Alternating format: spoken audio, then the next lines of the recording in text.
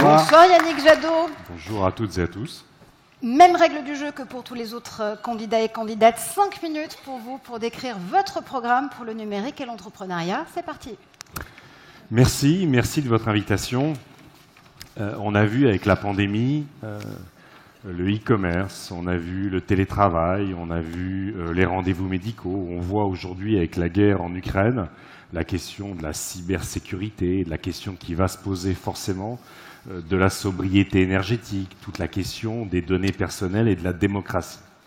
Et donc, en fait, ce que nous avons vécu ces derniers mois, ces dernières années, montre à quel point l'économie numérique n'est pas une économie en plus, n'est pas une économie à côté des autres secteurs économiques, c'est une économie qui est en train de structurer nos sociétés, c'est une économie qui est en train de structurer nos comportements, nos vies privées, au-delà évidemment de structurer la démocratie et l'organisation même du monde. Alors mon projet, c'est évidemment, parce que je suis un responsable politique, c'est pas d'innover à votre place, c'est pas de définir quelles sont les bonnes technologies demain. Ma responsabilité, c'est de réconcilier votre dynamisme, c'est de réconcilier votre capacité d'innovation, l'optimisme que porte l'économie numérique avec l'intérêt général, avec la responsabilité qui doit incomber en tant que responsable politique et en tant qu'acteur, entrepreneur comme société. Ça veut dire quoi ? Ça veut dire évidemment intégrer la question de la responsabilité environnementale et sociale. Ça veut dire évidemment travailler sur la relation de dépendance ou de moindre dépendance au big tech. Ça veut dire évidemment garantir l'ouverture, le commun, le foisonnement, la multitude qui, à mon avis, selon les écologistes, doivent structurer ce secteur. Responsabilité environnementale et sociale. Vous vous en doutez, il y a évidemment, vous êtes des acteurs de cette sobriété. Quand vous travaillez sur les smart cities, quand vous travaillez potentiellement sur les réseaux intelligents, quand vous travaillez, et ça peut être un sujet de l'économie numérique, on le voit, les fuites de méthane qui se dégagent, quand vous travaillez sur les blockchains, tout ça sert la transition écologique. Mais vous êtes un secteur qui consommait aussi beaucoup d'énergie, vous êtes un secteur émetteur, donc la responsabilité écologique. Deuxième responsabilité, la responsabilité sociale, évidemment. Notre économie ne peut pas être une économie où on commande avec le smartphone un repas, où c'est des gamins qui travaillent dans des conditions terribles pour nous apporter ce repas. Ça ne peut pas être ça, l'économie numérique, ni l'économie de demain. Deuxième grand sujet, évidemment, c'est la dépendance au big tech. Pour nous, quand on voit à quel point, au niveau européen, nous sommes dans une contradiction très forte entre ce que nous avons acquis, et les écologistes, vous le savez, ont été très actifs dans la protection des données personnelles et qu'en même temps, toutes ces données personnelles sont stockées essentiellement aux États-Unis, que le cloud, c'est essentiellement les GAFA et qu'on voit bien que dans tous nos secteurs d'activité, y compris les plus sensibles aujourd'hui, nous ne sommes pas en mesure d'avoir des entreprises françaises, européennes à la taille critique, à la puissance. Tout ça pose évidemment un problème. Et puis le dernier point que je voudrais évoquer, c'est évidemment l'esprit même du business model. Incontestablement, votre expansion est magnifique. Mais, pardonnez-moi, il me semble qu'il y a aussi dans le business model aujourd'hui la volonté de la digitalisation pour la digitalisation, de l'innovation pour l'innovation, de la puissance pour la puissance. C'est quand même un business model aujourd'hui où finalement, the winner takes all. Et qu'il faut remettre du foisonnement, qu'il faut remettre de la multitude, qu'il faut remettre de l'ouverture pour garantir qu'en fait ce secteur essentiel qui structure notre économie, qui structure la société, reste un système d'innovation, reste un système où, quelle que soit sa taille, on peut être partie prenante et qui est un système qui est en révolution permanente. Et la responsabilité politique, c'est évidemment, c'est comme on l'avait fait sur la neutralité du net, comme on l'avait fait sur d'autres secteurs, c'est de définir le cadre dans lequel votre innovation, dans lequel votre enthousiasme, dans lequel votre foisonnement va permettre à l'économie et à la société d'être plus apaisée, d'être plus épanouie, d'être mieux émancipée et de rester démocratique.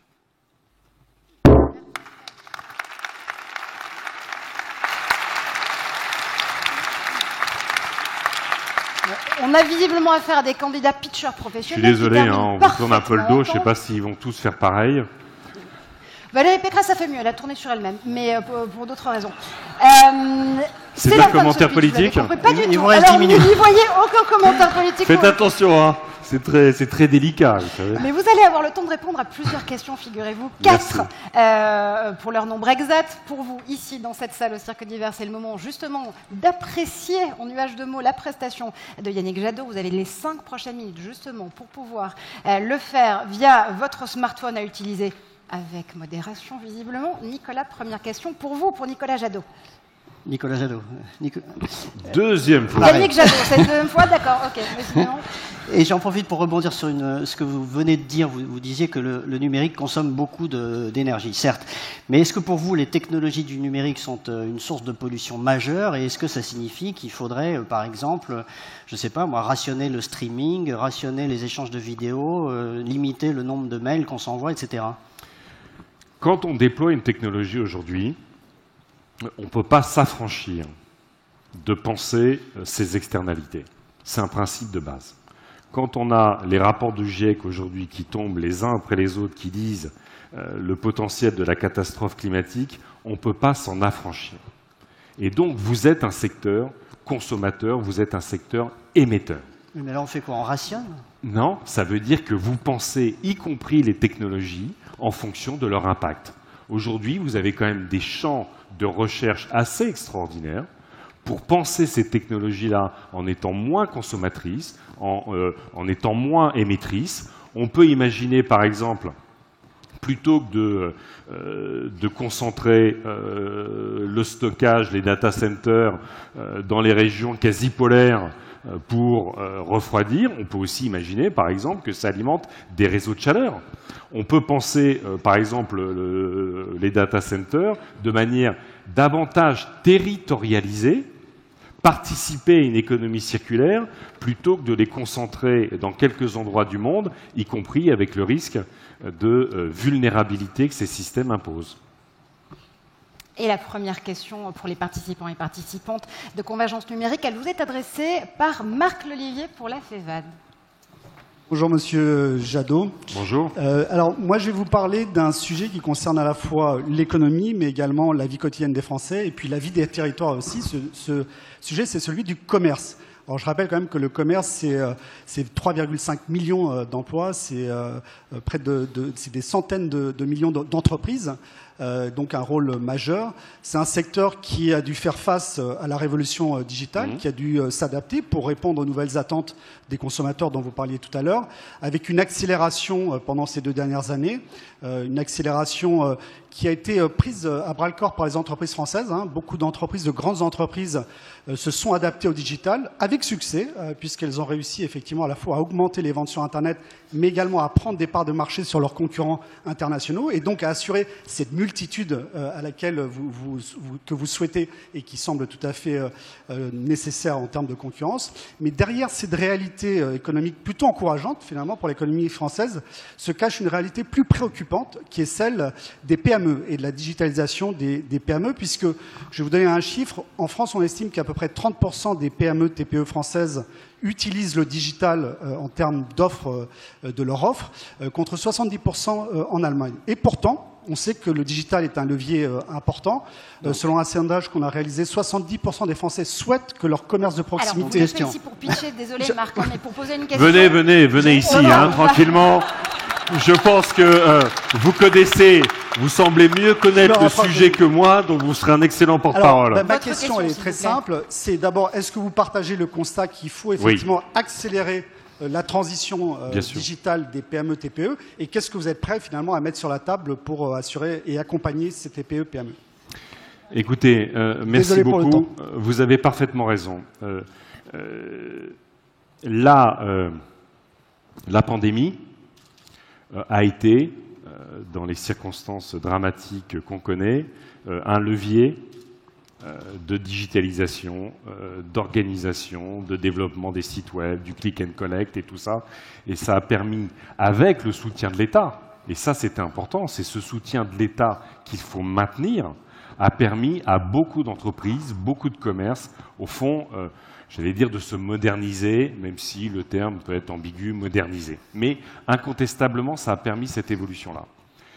Ce qu'il faut arriver à faire, c'est faire en sorte que, à la fois, les entreprises s'affranchissent d'un certain nombre de paperasses. Parfois, on a un peu la France CERFA. Hein. Il y a quand même le nombre de documents, papiers qu'il faut encore signer, remplir pour les entreprises. C'est totalement aberrant. C'est pour ça que je dis la France CERFA, c'est quand même incroyable. Il y a des fois il y a des procédures, il y a des déclarations qui doivent toujours être faites papier par papier. Et ça, c'est beaucoup de temps perdu, c'est beaucoup de paperasse. Donc, c'est à la fois numériser, digitaliser l'interface avec les consommateurs, avec les usagers, et numériser l'ensemble de l'administration, de la gestion des entreprises. Donc ça, c'est très important d'y parvenir. Et puis, c'est gérer comment vous faites de la publicité. Eh bien, vous allez faire de la publicité essentiellement, et ça va être un élément structurant du coup, à travers Google, à travers Facebook. Et donc, vous allez aussi passer, et ça va être une grosse partie de votre gestion, à travers des entreprises qui ne sont pas des entreprises françaises ou qui ne sont pas des entreprises européennes. Donc on maintient tout ce qui a été fait pendant la pandémie pour développer cette numérisation. On simplifie la gestion administrative des entreprises et on vire une bonne partie des papiers. Et puis, on trouve des systèmes, y compris de valorisation des entreprises, à travers d'autres outils, parfois que Facebook ou Google, qui, vous le savez, coûtent très cher, parfois aux entreprises. Alors, on va garder du temps pour deux autres questions. D'abord, Marc Charrière de la FNUM. Oui, bonjour, Monsieur Jadot. Merci d'être parmi nous. Ma question porte sur l'infrastructure de réseau et des données. Donc, on aimerait savoir comment concilier la nécessaire souveraineté technologique d'une part, on en parle beaucoup en ce moment, et l'ouverture aux investissements et aux entreprises qui respectent les règles européennes, qui créent de l'emploi, qui ouvrent des centres de recherche, qui développent les compétences, ce qui est très important pour la France, puisque ça crée un écosystème. Donc comment concilier à la fois cette ouverture aux investissements, qui peuvent aussi venir de l'extérieur, et la souveraineté technologique. Merci. Souveraineté technologique qu'aujourd'hui nous n'avons pas. Très clairement, on voit l'ambition, mais la difficulté à avoir un cloud souverain. On voit notre dépendance, y compris qui est, vous connaissez les arrêts Schrems qui disent à quel point on est quand même dans une situation aberrante où on est censé protéger l'ensemble des données personnelles des citoyens européens et que toutes ces données vont aux États-Unis, ce qui pose évidemment un vrai problème de souveraineté, d'autant plus qu'aux États-Unis, vous avez l'extraterritorialité du droit qui peut amener à un moment donné ces opérateurs, ces stockeurs à intervenir sur vos données. Donc il nous faut incontestablement renforcer cette souveraineté. Moi, je suis, et je me bats depuis que je suis au Parlement européen pour ça, pour qu'on ait un Buy European Act, que nos marchés publics permettent évidemment de renforcer des entreprises françaises, européennes. Et évidemment, on pourrait avoir un Buy European Tech Act parce que ça relève de notre souveraineté et que ça relève de l'intelligence collective de favoriser nos entreprises. Tous nos partenaires commerciaux le font. Tous nos partenaires commerciaux ont la fermeture des marchés publics par défaut. L'Europe est la seule entité économique à avoir l'ouverture des marchés publics par défaut. Il faut changer ça. Et puis après, c'est aussi développer notre spécificité en matière d'organisation, par exemple, des données personnelles. On a dit pendant longtemps, au fond, l'Europe a la protection des données personnelles et les autres pays ont les fournisseurs, les big tech.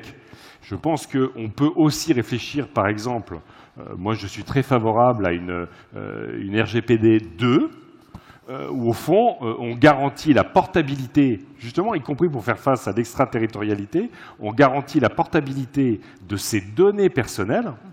On a une sorte de portefeuille de ces données personnelles et c'est aux plateformes de venir vous demander l'accès à vos données personnelles et ça n'est pas l'inverse. Je pense que c'est aussi une mesure, une proposition qui va dans le sens à la fois de protection des données personnelles, de souveraineté démocratique et donc économique, et en même temps de notre capacité à faire que l'économie numérique soit mieux intégrée, plus appropriée par les citoyens, qui pour l'instant voient ça d'un peu loin quand même. Et là, ils sont dedans, mais ils voient ça d'un peu loin.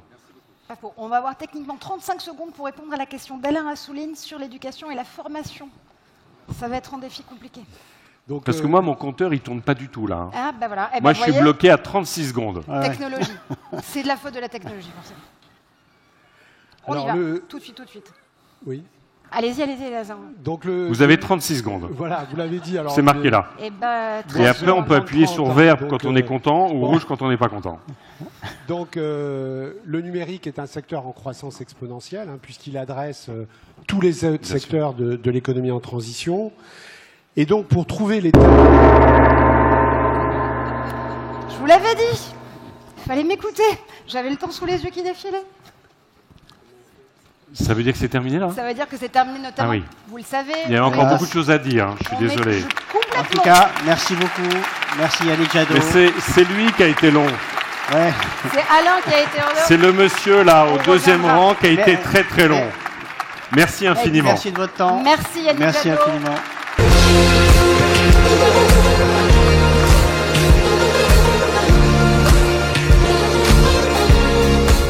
Et vous le savez, on a un rôle qui est extrêmement difficile, Nicolas Barré et moi, ici au Cirque d'Hiver, parce que notre rôle, c'est aussi de tenir le temps. Temps, parce que vous le savez, on est entré en période d'égalité stricte des temps de parole. On est à un mois pile du premier tour. On ne peut donc pas se laisser la possibilité de faire dépasser le temps de parole des candidats et des candidates, notamment pour nos confrères et consoeurs de BFM Business qui diffusent ces pitchs en direct. On va donc vous demander, messieurs, dames, d'être concis dans vos prises de parole et surtout dans vos questions aux candidats, sinon vous pénalisez les autres. Et ça, c'est pas forcément très fair-play. Alors, on va regarder ce nuage de mots. Alors, c'est nettement plus lisible d'un coup. Alors, on a de la responsabilité et responsable. J'imagine que le numérique est responsable en lui-même, que la responsabilité, c'est à vous qu'elle incombe, messieurs, dames, ici, dans cette salle. Il y a évidemment la sobriété, ça c'est normal. On est avec un candidat écologique. Énergie aussi, environnement bien sûr,